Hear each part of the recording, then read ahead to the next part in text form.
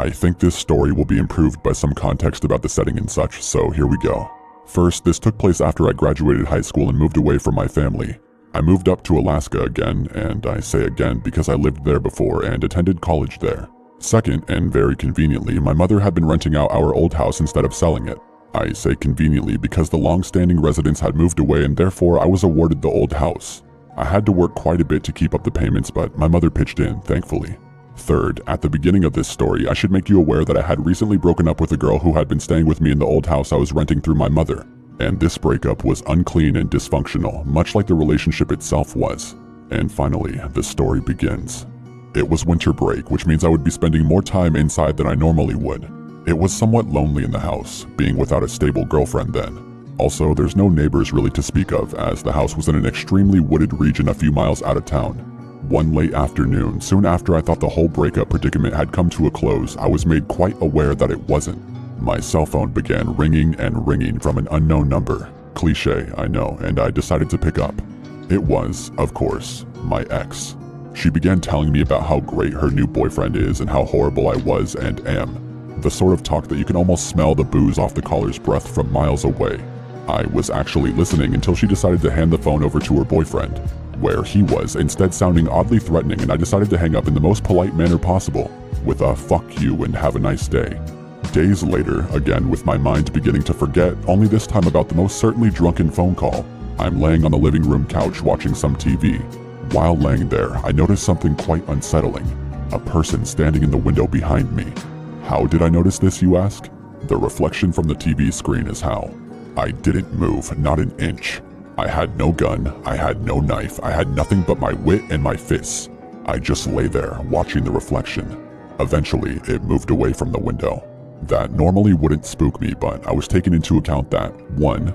The house was nowhere near another, so that's a red flag. 2. If someone was just wanting to talk, they'd knock. And 3. I was most certain that it was that boyfriend of hers.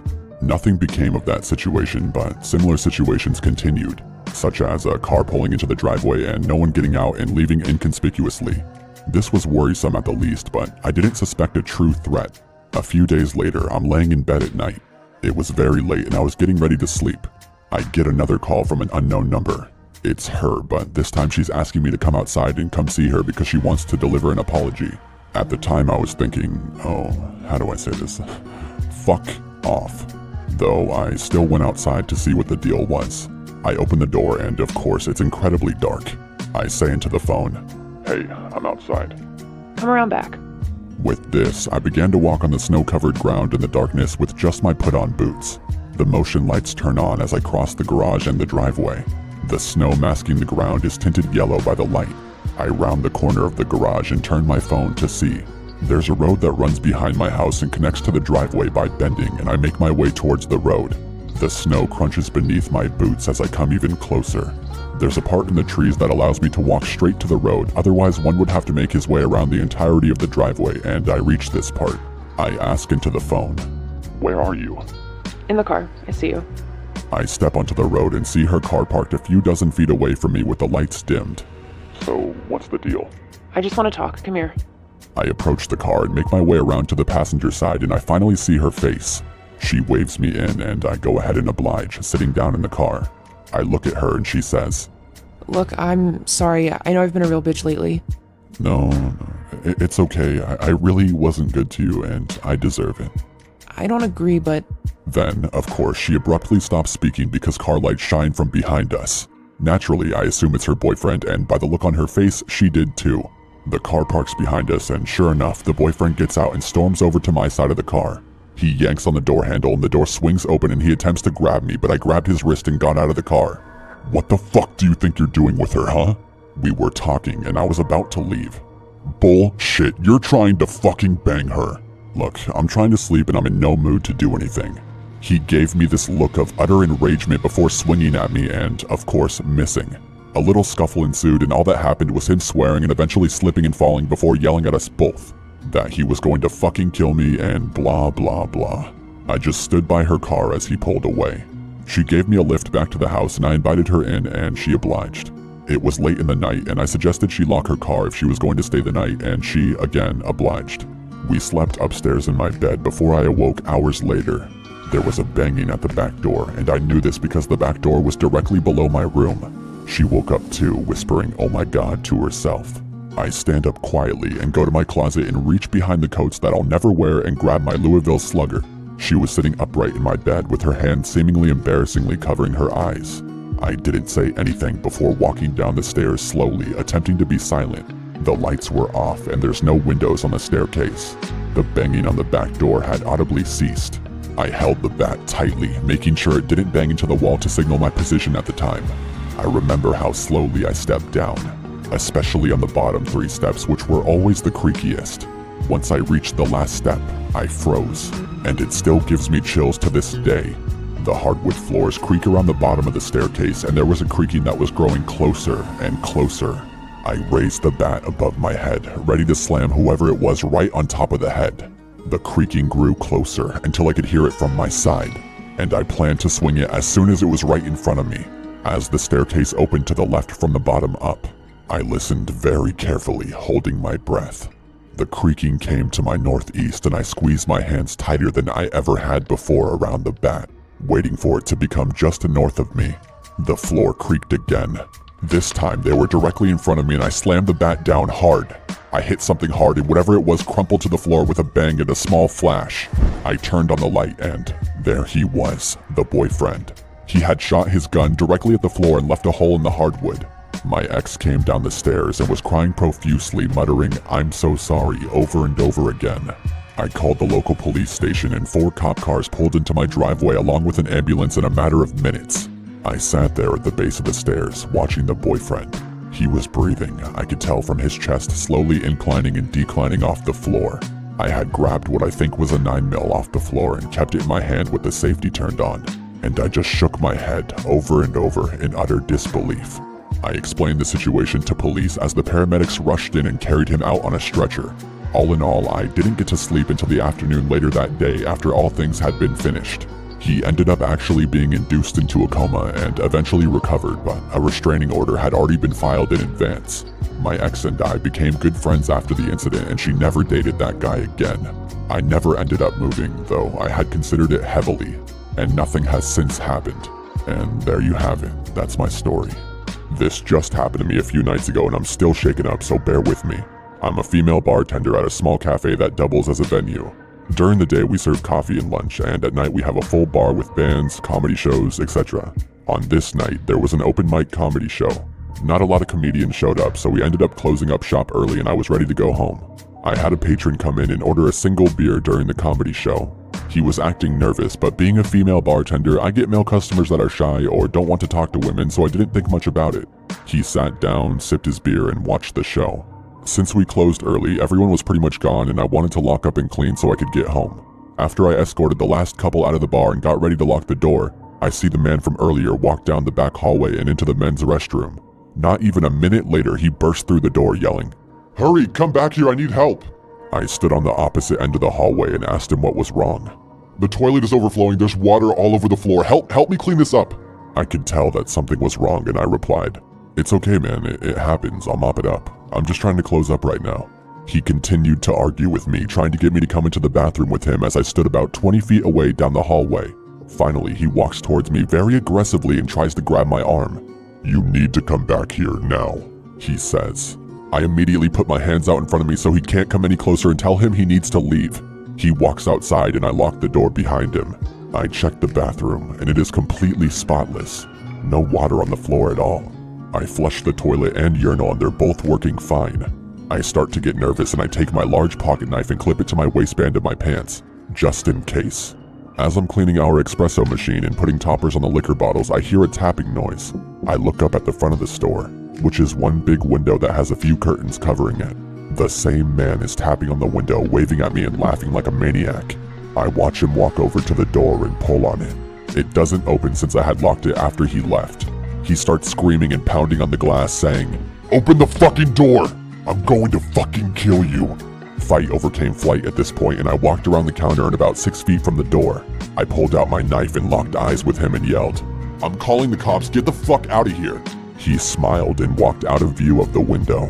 At this point, all of my adrenaline just crashed. I locked myself in the office and called 911 crying. explaining that I'm alone and a man tried to lure me into the bathroom and was outside trying to get into my bar. I waited an hour and a half and no police showed up.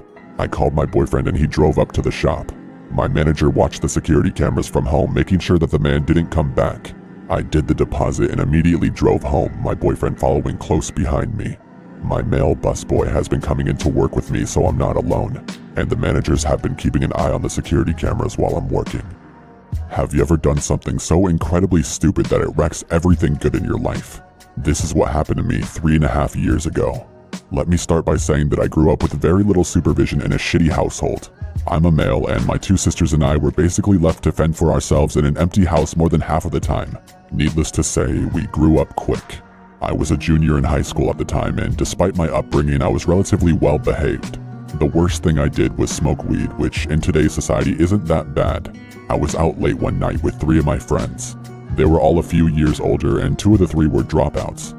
They weren't my best friends or anything, and honestly, I didn't even really like hanging out with them, but hey, I was an outcast, so I did what I had to do to fit in somewhere. Trip, the most defiant of the group, was a known drug dealer. He was lanky as hell and covered in shitty tattoos. He mostly sold weed, but every once in a while would get his hands on the hard stuff. This particular night, he boasted about a bag of what he said to be coke. It was a pretty small amount, but the quality looked decent. I mean, I knew very little about the shit, but it was so white it was nearly glowing. I was already the kid of the group, which they commonly referred to me as, so it was obvious that I was a little timid just being around such a high-caliber drug. I tried to act casual, examining the bag like I was comfortable and familiar with it. It obviously didn't work well because they all started joking and taking smart-ass jabs at me, just being dicks. Eventually, the conversation switched over to Trip wondering whether or not I would like taking it, and how I might react to it. Stupidly trying to act hard, I told him that I would handle it with ease and probably even need more than what he had.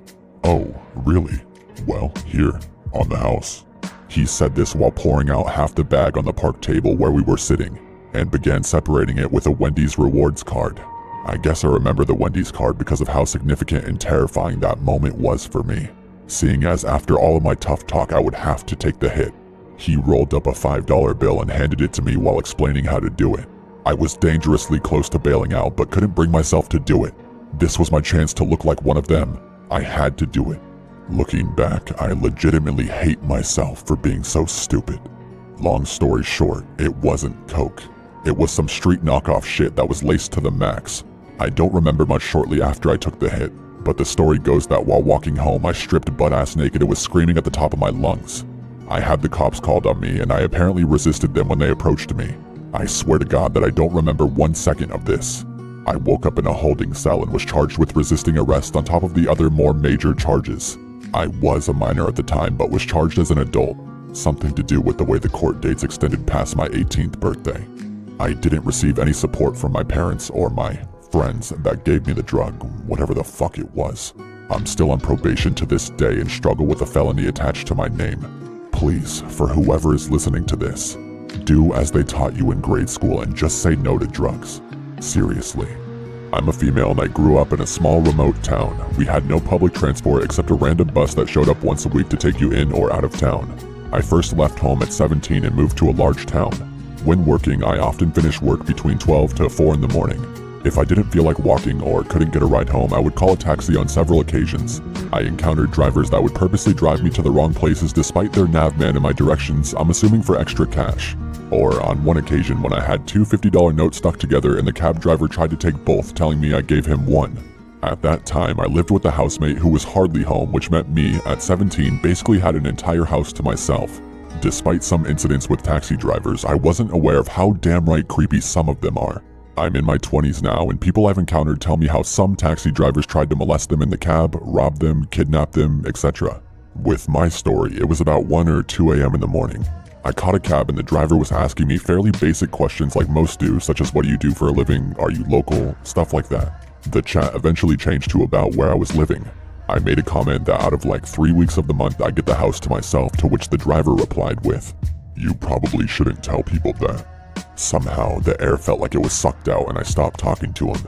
He did continue trying to get me talking. After I paid, he sat in the taxi with the lights on in the driveway. I originally thought he was turning around, but he was there for ages. I heard a car door open and close when I was upstairs, yet ignored it until I heard the neighbor's dog start barking.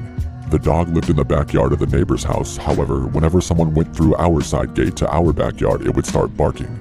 I freaked out and immediately turned out all the lights in the house. I also grabbed my bedside weapon, then listened because I knew someone was in our backyard. I could hear someone trying all the downstairs doors and windows. I started calling the police. When I called the police, I was whispering into the line and ended up talking to the bitchiest woman on earth who talked to me like I was trash. Also, no matter how many times I repeated the situation, she was just like, "So, a taxi driver is at your house. Did you order a cab?" I eventually heard a car door close and the taxi left. After telling Bitchface this, she told me she'll get me fined if I prank called them again. The next day, I found large shoe print tracks all around the house, like someone had walked around it several times. I am 100% sure the taxi driver was trying to break in, and I don't think it was for a robbery. This happened just over 2 years ago, and it has seriously made me rethink camping alone. I was with 2 friends this time, and I worry about what would have happened if I was by myself. 2 friends and myself were on a cross-country trip, and Roswell, New Mexico was one of our stops. We were there for the kitsch, but we were also camping for most of the trip, so we got a site at the Bottomless Lake State Park, about 20 minutes outside of the city. We did our thing in town for the day and headed back to our site around sundown. Everything seemed pretty standard at first. There were some neighbors camping down the road and we could hear their music. The Moldy Peaches, a pretty light-hearted soundtrack which didn't set the creepiest of tones. My 2 friends, who were a couple, read and wrote in their journals by lantern light, and I drank a couple beers while taking long exposure photographs of our campsites. The music eventually died down, my friends got tired and went to sleep, and after I got the shot I wanted, I did too. I awoke fairly disoriented. Somewhere in that state of transition from light to deep sleep, I heard crunching around my tent. Not knowing if I was dreaming or not, I just kind of sat up in my tent to figure out if what I was hearing was real or just remnants of sleep. I started to hear it again, and this time it was closer. This sound wasn't just closer, it was directly outside of my tent. Understandably, the hair on the back of my neck was straight up and I knew something was wrong. There was a moment that I thought that it could have been a ranger. Who knows, I mean, maybe our registration was messed up or maybe we left the headlights on for the car. I asked out loud, "If someone is out there, can you please make your presence known?" Nothing. "Hello? Please identify yourself." Nothing. I sat there, frozen, with one of the most intense sense of fright I've ever felt, and it was dead silent. I calmed myself to lay back down, hoping I'd been imagining it, and closed my eyes. From what I could tell, within the next 5 minutes, the footsteps started moving around my tent. I shot back up and fucking knew someone was out there. At this moment, something so surreal happened that I can't quite adequately express my sense of fright. As I sat there, open-mouthed and silent, the end of my tent started to be lifted up by the person outside. I screamed for my friends in their tent, screamed for them to wake up and that someone was outside. It felt really hectic. My friends were disoriented, I was disoriented, and from then on, I didn't hear or see anyone else. My friend was basically yelling at me to stick my head out of my tent and check it out. But I was absolutely terrified that if I did, I'd get my head lopped off or I'd have a gun stuck in my face. I finally worked up the balls and saw nothing. No one. We got out of the tents and into the car and I told them everything. They seemed concerned, yet skeptical. I was adamant that something had happened. We decided to shine our headlamps from the car in the direction of our tents, which was kind of surrounded by these rocky hills and a dried up riverbed. As we scanned the rocks with our lights, another light hits the rocks behind our tents. We decided that it would probably be a good idea to leave our shit and get a motel room, so we headed to Roswell at about midnight. The whole night, I just kind of felt stupid. I was also really scared. I kept trying to tell myself that I was just dreaming or that it was a raccoon or that I'd seen too many horror movies. We kinda joked about it, watched Cops on the shitty motel TV, and fell asleep. When we went back in the morning, my fears were unfortunately confirmed. We rolled up and nothing seemed to be out of place, nothing stolen or moved, or so we thought. We start picking up our things and I begin to take my tarp off. My friend says out loud, "Wow, that's really fucking weird," and signals me over. The elastic and bungee cords that hold the rainfly on his tent were cut, clean through like with scissors or a knife. The tent was brand new. I went back over to my tent to see if I had the same and was immediately drawn to the fresh boot prints that circled my tent, footprints that were on top of mine. That said, we packed up and we did it fast. We almost didn't even really talk about it. I actually even think that my friend who got his tent cut open is still a bit skeptical. I can't say for certain who this person was or what they were trying to do, but they certainly achieved scaring the living shit out of me. I hope I never see this tent stalker or whoever it was again.